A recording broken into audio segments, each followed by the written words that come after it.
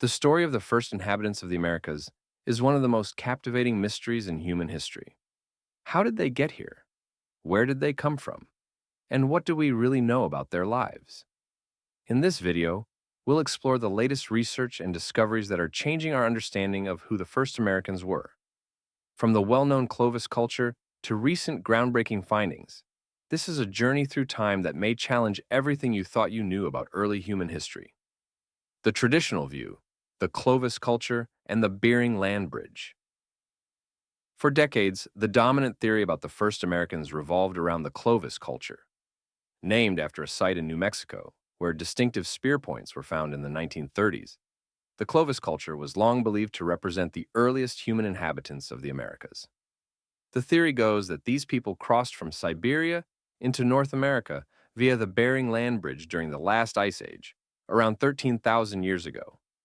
As they spread southward, they left behind a trail of stone tools and hunting sites, marking their journey across the continent.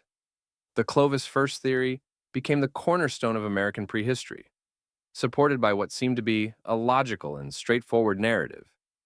These early hunters were thought to have followed large herds of megafauna, like mammoths and mastodons, as they moved into the unexplored lands of North and South America.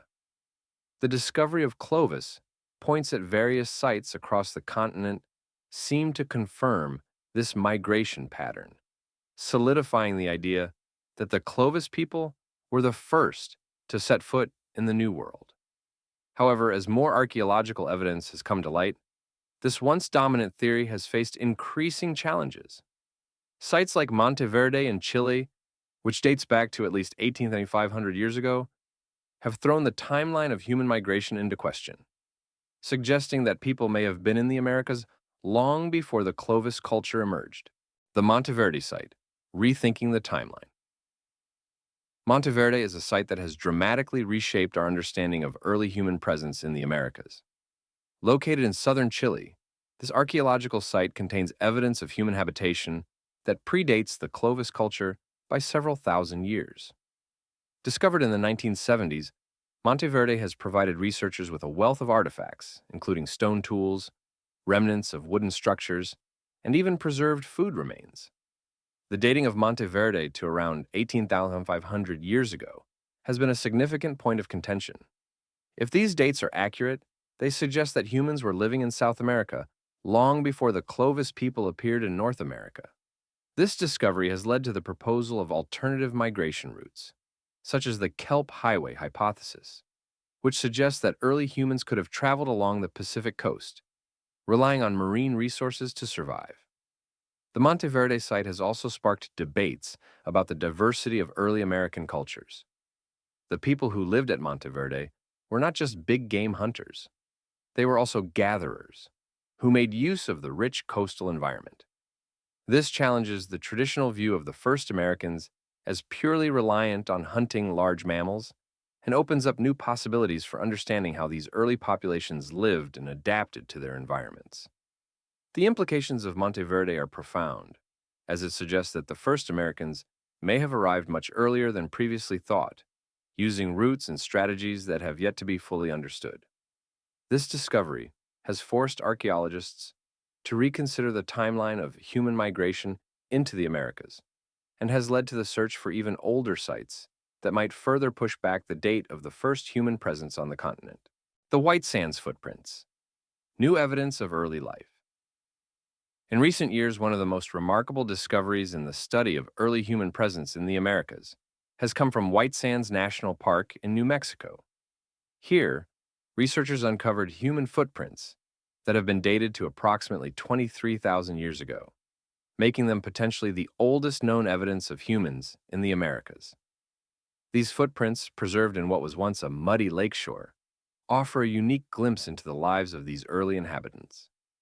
The prints include those of children and adolescents, suggesting that these early people were moving in family groups rather than as solitary hunters. The discovery of these footprints not only challenges the Clovis first model, but also provides concrete evidence of human activity in North America long before the Clovis culture emerged.